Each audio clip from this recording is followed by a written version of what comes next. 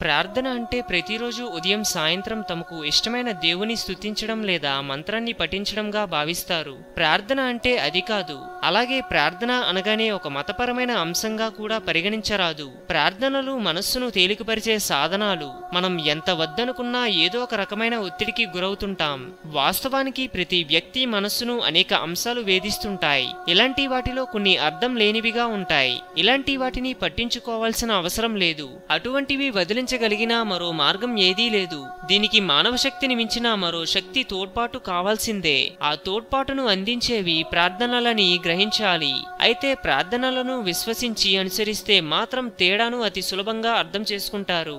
Hinduism గురించి మరెన్నో గొప్ప గొప్ప విషయాలను తెలుసుకోవడం కోసం మా ఛానల్ని సబ్స్క్రైబ్ చేయండి. ఈ వీడియో మీకు నచ్చినట్లయితే లైక్ చేయండి, షేర్ చేయండి.